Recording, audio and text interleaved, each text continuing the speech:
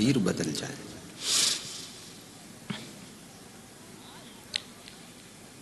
किसी गांव में एक गरीब विद्यार्थी रहता था। बड़ी मुश्किल से शिक्षा प्राप्त किया, नौकरी के लिए फॉर्म डाला,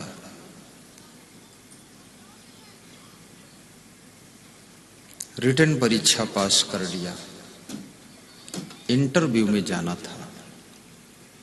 उसके पास में किराए के लिए पैसे नहीं थे। दूर इंटरव्यू लगा हुआ था, लखनऊ से दिल्ली जाना है।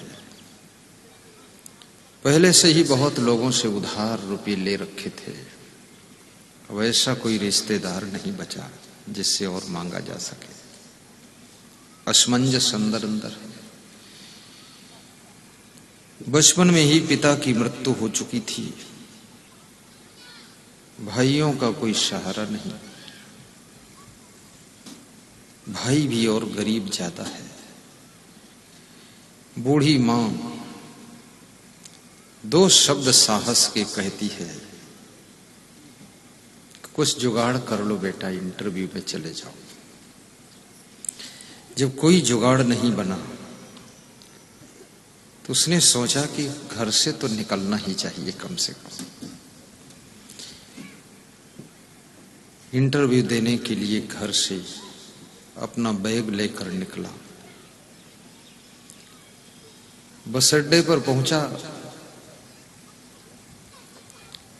फिर मन में हिम्मत रखता है कि किससे मांगूं, यहां कोई पहचान वाला नहीं है।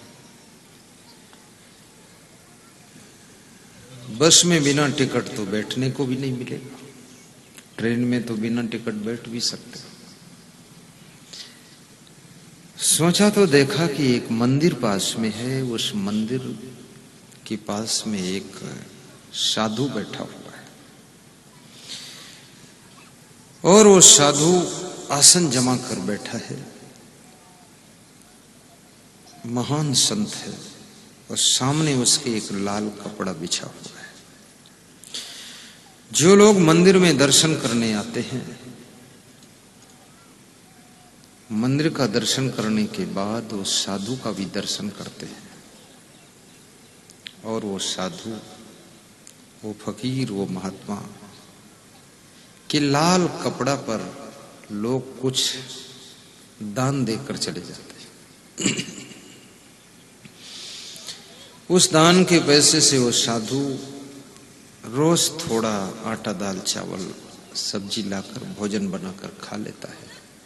मंदिर में सुबह शाम झाड़ू लगा देता है और शेष रुपये जो बचते हैं वह मंदिर की दान पेटी में डाल देता है।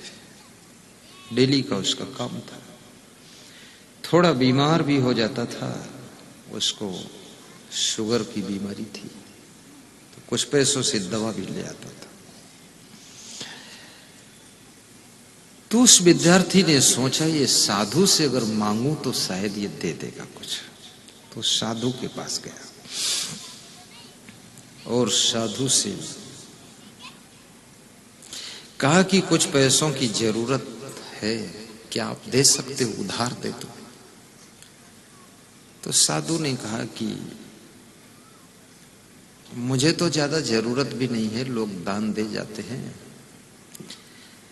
आज जो भी दान आएगा वो सब मैं तुमको दे दूंगा।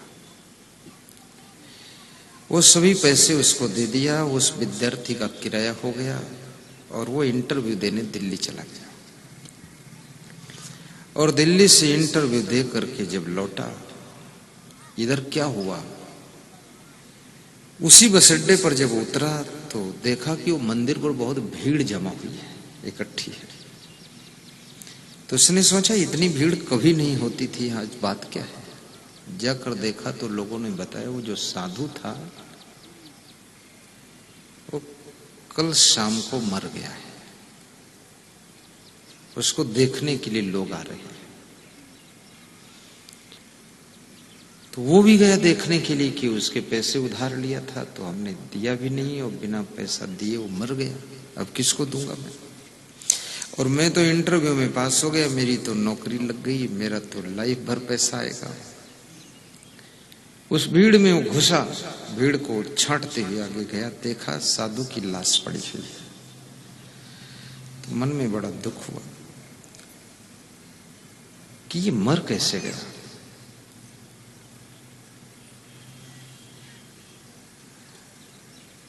तो मंदिर में एक पुजारी रहता था, वो पुजारी बोला कि मुझे एक चिट्ठी लिख करके दे गया है वो साधु कि एक विद्यार्थी कभी आएगा, उसको ये चिट्ठी दे देना।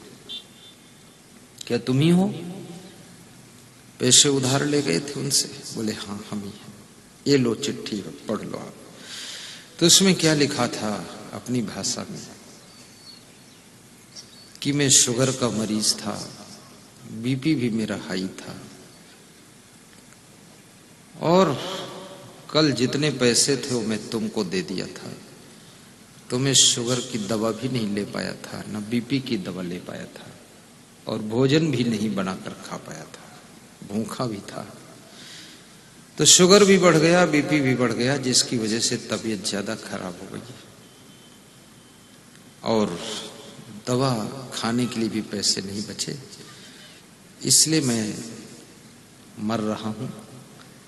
लेकिन खुशी इस बात की है, तुमको पैसे उधार दे करके तुम्हारी नौकरी अगर मिल गई तो मेरा मरना भी तुमको एक जिंदगी देकर जा रहा हूं मैं।